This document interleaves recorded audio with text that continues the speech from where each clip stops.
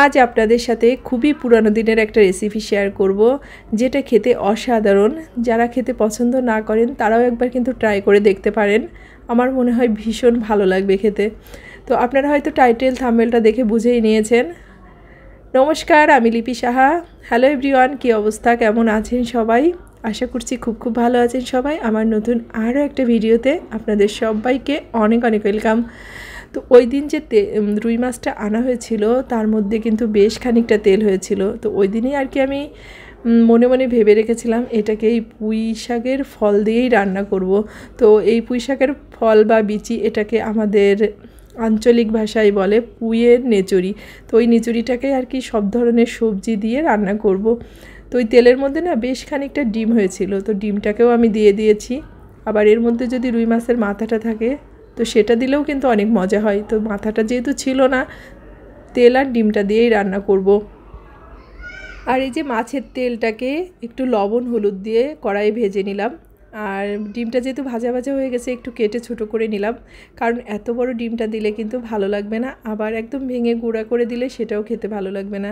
একটু ধরা ধরা থাকলে সেটা কিন্তু মুখে খেতে ভালো লাগে। তো এই যে ডিম আর তেলটা ভাজা হয়ে গেছে, আর এই তেলটা ভাজতে যে বেশ খানিকটা তেল বের হয়েছে।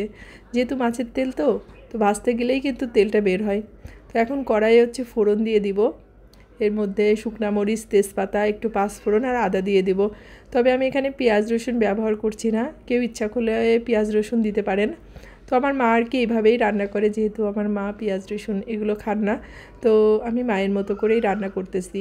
আর ওই তেলের মধ্যেই আলু দিয়ে দিলাম। আলুটাকে আগে একটু সামান্য পরিমাণ ভেজে নেব লবণ হলুদ দিয়ে, তারপর বাকি সবজিটাকে দিব।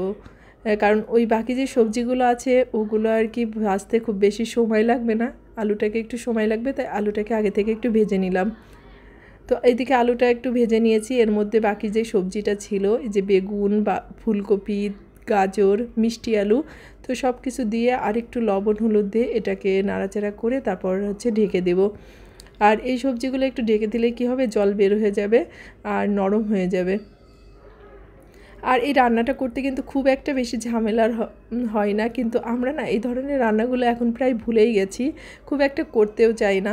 ওই যারা আমরা একটু খাদ্যরসিক আছি মাঝে মাঝে তারাই কিন্তু একটু ট্রাই করে থাকি।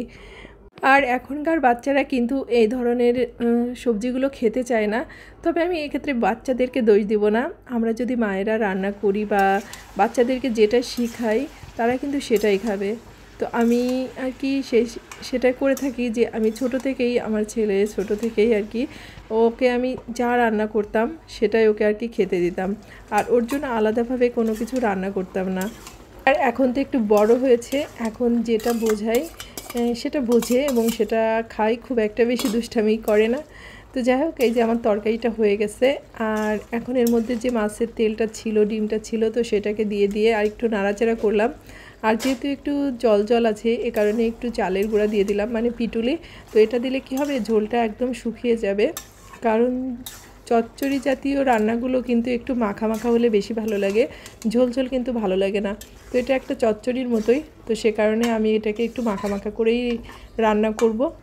আর সামান্য পরিমাণ চিনি দিয়ে দিব, যেহেতু মিষ্টি আলু, গাজর, আলু এগুলো সবই মিষ্টি জাতীয় সবজি, তো চিনির পরিমাণটা খুবই কম করে দেব। তো এই যে আমার রান্নাটা হয়ে গেছে। আর আমার ছেলে পাশে থেকে বলতেছে, মা আমাকে একটু তুলে দাও, কেমন হয়েছে একটু দেখব।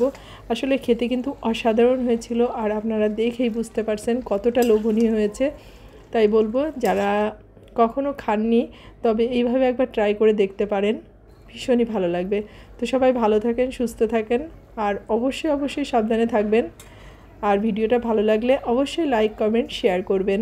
তো ভালো থাকবেন সবাই, দেখা হচ্ছে নেক্সট ভিডিওতে।